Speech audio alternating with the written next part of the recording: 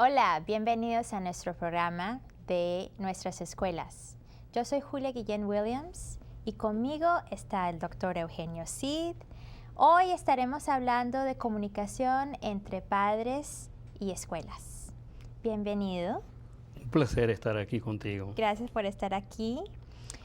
Hablando de la comunicación, ¿qué clase, por qué no tenemos que comunicar con la escuela?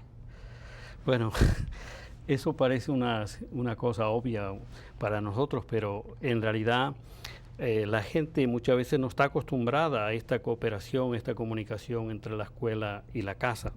Pero si la gente piensa en esto, el niño cuando nace empieza a aprender en la casa, es decir, que la casa es su primera escuela. Es verdad que es una educación informal, pero son muchas las cosas que él aprende en la casa. Cuando el niño va a la escuela, ya el niño sabe muchas cosas. Cuando la escuela toma las riendas de la educación formal, es muy importante que los padres continúen involucrados en la educación, el aprendizaje de sus hijos. De manera que hay muchas razones por las que la cooperación, la comunicación entre la escuela y la casa es importante. Por ejemplo, la escuela sí puede reforzar el aprendizaje que está haciendo el niño en la escuela. Puede generar hábitos de estudio, puede generar disciplina al trabajar los padres en cooperación con lo que está haciendo la escuela, porque normalmente las escuelas dan trabajo para la casa y es importante que los niños la hagan, ¿no? Claro. Y cuando se comunican los padres con los maestros y hay, por ejemplo, un conflicto o una preocupación que quieren los padres comunicar con los maestros o que los maestros quieren comunicar con los padres, ¿esa comunicación es fácil? ¿Cómo se hace esa comunicación? Bueno, en general la comunicación es fácil, siempre y cuando las dos partes quieran comunicarse, pero obviamente algunas veces puede resultar difícil por una cantidad de razones, por ejemplo, la barrera del idioma, por ejemplo, las diferencias culturales, por ejemplo, a veces la falta de tiempo de los padres de ir a la escuela. Sin embargo, hay muchas formas de que los padres se puedan mantener informados al tanto de lo que está pasando a la escuela, porque la escuela manda mucha información escrita, por ejemplo, a la casa, manda el boletín de notas, manda cartas, hay reuniones a veces que están ya programadas, por ejemplo, eso de la noche de vuelta a la escuela, en donde se da mucha información a los padres y ahí los padres pueden conocer a los maestros personalmente, de manera que hay muchas oportunidades. Sin embargo, a veces obviamente hay dificultades. Por ejemplo, una de las cosas que suele ocurrir sobre todo con los padres nuestros, los padres hispanos, yo diría, por ejemplo, dos cosas, para poner dos ejemplos. Uno es cuando ellos inscriben los niños en la escuela, la escuela le pide residencia, si ellos residen en Montgomery County.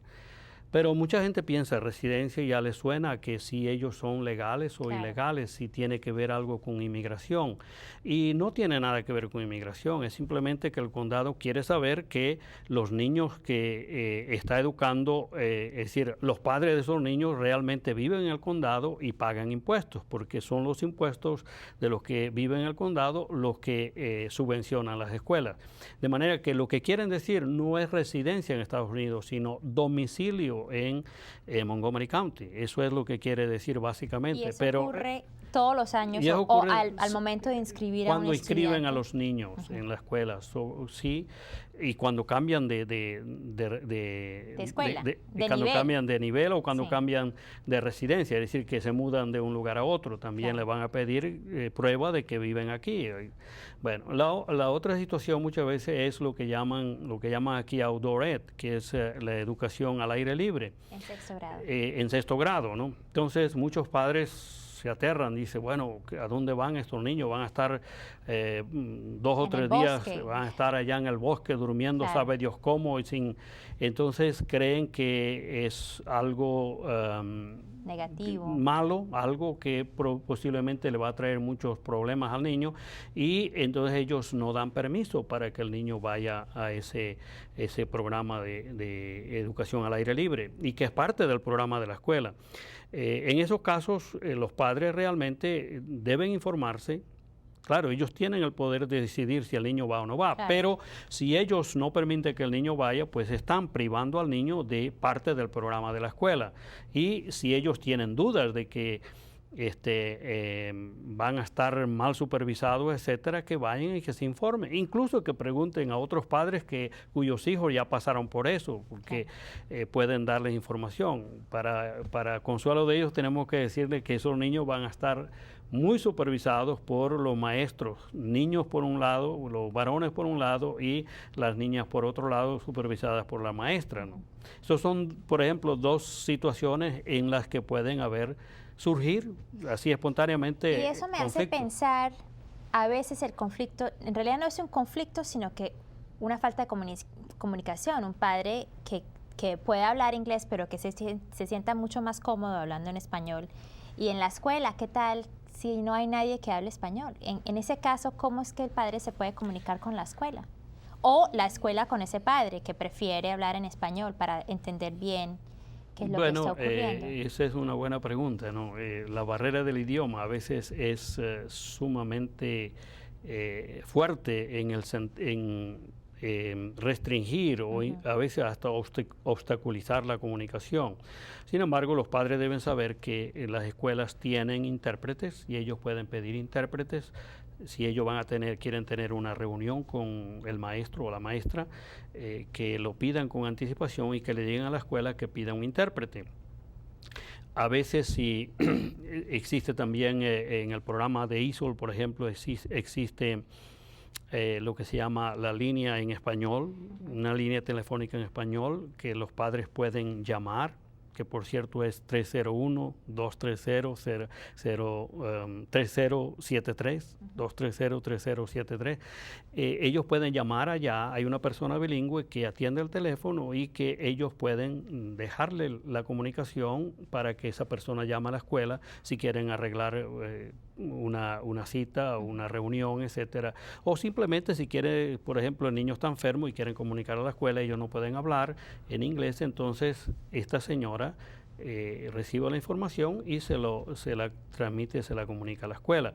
Por otra parte, también existen, como comentábamos no hace mucho, lo que llaman la language line, la línea en diferentes idiomas que las escuelas pueden utilizar, pero es más que todo para situaciones de momento en que no hay nadie que pueda hacer de intérprete. Pero también los padres, por ejemplo, deben saber que el programa de ISOL y quizá también casos como el tuyo, pues que eres bilingüe, pero en el programa de ISOL hay consejeros que son bilingües para diferentes idiomas y por supuesto en español. Yo, por ejemplo, trabajo con los estudiantes de ISOL, más que todo hispanos. Existen también otros consejeros que hablan otras lenguas.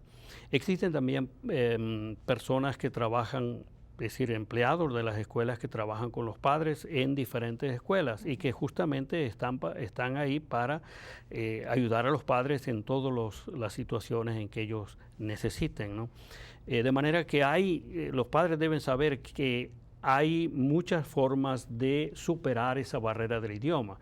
Y yo les recomendaría también a los padres que tomaran clases de inglés, porque es mucho mejor hablar dos lenguas que hablar solamente una. O que pidan un amigo que también tiene un hijo en esa escuela, que vayan que los acompañen para poder facilitar esa comunicación. Una persona que ya es bilingüe, por ejemplo, un amigo o una amiga que es bilingüe, que los acompañe a la escuela para que les sirva de intermediario si les hace falta. Sí, hay muchas maneras de poder superar eso, pero lo importante es mantener la comunicación. Yo diría que la comunicación es muy importante, es decir, la cooperación con la escuela en el área académica, saber realmente cómo está rindiendo el hijo o la hija, es decir, no solamente el ver las calificaciones, que es muy importante, sino ver, por ejemplo, si en las calificaciones hay alguna nota baja, muy baja, y realmente los padres hablan con el hijo y el hijo les presenta una situación de dificultad en que él o ella se siente que realmente no puede superar eso, entonces ahí tienen que ir a la escuela y hablar con la maestra y ver qué se puede hacer, ¿no? Y en ese caso, si por ejemplo el hijo dice, no me gusta esa profesora, ella es muy difícil y no he podido, ella no me está enseñando bien, y el padre, claro, oye la queja de su hijo muy preocupado, va a la escuela y digamos no hay un acuerdo entre el padre y el maestro. ¿A dónde pueden acudir? ¿Qué más se puede hacer si la comunicación entre el padre y el maestro queda en desacuerdo? Bueno, en realidad, siempre que hay un desacuerdo, venga de donde venga, a veces viene de parte del hijo, o a veces viene de parte del maestro, a veces viene de sospechas que tiene uno, etcétera. Bueno, lo primero que tiene que hacer uno es ver cuáles son los hechos. Los hijos a veces queriendo, sin querer, generalmente sin querer, manipulan la situación a favor de ellos, ¿no? Pero es muy importante el ver cuáles son los hechos, el obtener información precisa sobre lo que está ocurriendo. Y alguien en la escuela puede ayudar en eso, ¿no? Puede ayudar en eso, claro. Tiene que hablar con el hijo, tiene que hablar con el maestro y ver si las cosas si a uno no lo convencen, bueno, ver realmente buscar otra tercera persona, etcétera, para ver si se puede obtener una información más completa. Como una consejera, o usted como consejero de ESOL puede también. ser un consejero, una consejera, puede ser, qué sé yo, un administrador de la escuela, pero en realidad yo diría que lo más importante es llegar a un acuerdo con el maestro, porque el maestro o la maestra es la persona que está todo el tiempo en contacto con el hijo, y es pues la persona que enseña, la persona que califica, la persona que orienta directamente, de manera que es muy importante el llegar a un acuerdo con ellos. Y siempre yo diría que los padres deben tratar de, es decir, pensar siempre en el bien, en el bienestar del hijo, en que aprenda de verdad.